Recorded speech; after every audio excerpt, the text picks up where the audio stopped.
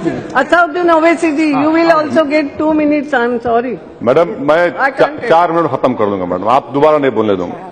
Madam पिछले 3 साल में जो मॉब लिंचिंग के वाकयात हमारे मुल्क में पेश आए हैं, इससे हमारी आंखें खून के आंसू रोती है, रूह तड़पती है, जिस्म कांपता है और दिल लहूलुहान होता है।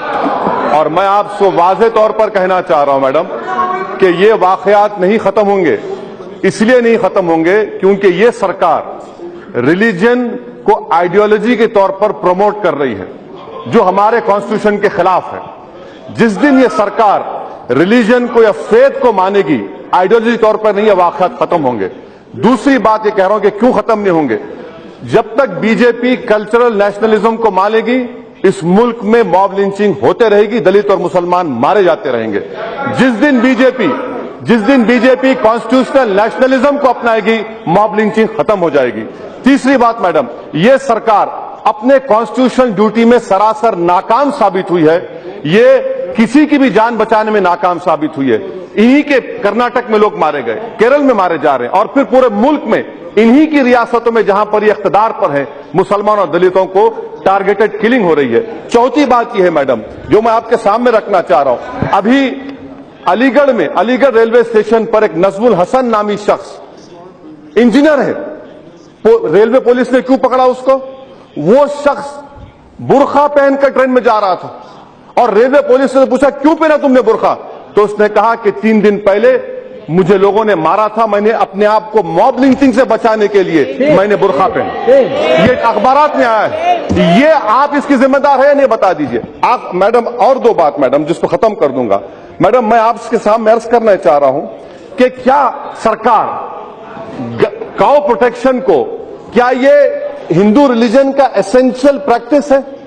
जिस तरह सिखों में 5 ककर है, मुसलमानों में रोजा, रमजान, दाढ़ी है। अगर ये डिसाइड करें cow protection is an essential part of Hinduism, आप नहीं कर सकते तो सुप्रीम कोर्ट को दीजिए, तय करिए। आप एडवाइस चाहते, मैं सजेशन दे रहा हूं मैडम। और एक आखिरी बात मैं कहना चाह रहा हूं मैडम, हमारे प्रधानमंत्री, हमारे वजीर आजम इजराइल को गए, मुझे बड़ी खुशी हुई कि वजीर आजम ने एक यतीम बच्चे को अपने करीब बुलाया, उस पर रहम किया, उस पर दस्ते शफकत रखा। मैं आपके जरिए से वजीर आजम से पूछना चाहता हूं कि जिस तरह वजीर आजम ने एक मोशे नामी बच्चे को, जिसके वालिदैन को पाकिस्तान के दहशतगर्दों ने जान से मार दिया था, क्या हमारे वजीर आजम अपने घर में इखलाक के बेटे को बुलाएंगे, जुनैद के भाई को बुलाएंगे, अयूब खान के खानदान वालों को बुलाएंगे, कर्नाटक में आपके लोगों को मारने वालों को बुलाएंगे, बुलाकर उनको गले से लगाए वजीर आजम? अगर मोशे को गले से लगा सकते तो यहां पर जिन लोगों ने उनको मारा वो भी टेररिस्ट से कम नहीं है मैडम। और मैं आखिर में आपसे अर्ज करना चाहूंगा मैडम,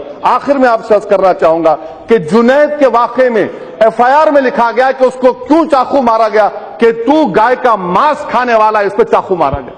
और किसी को क्या 30 दिन में बेल हो जाती?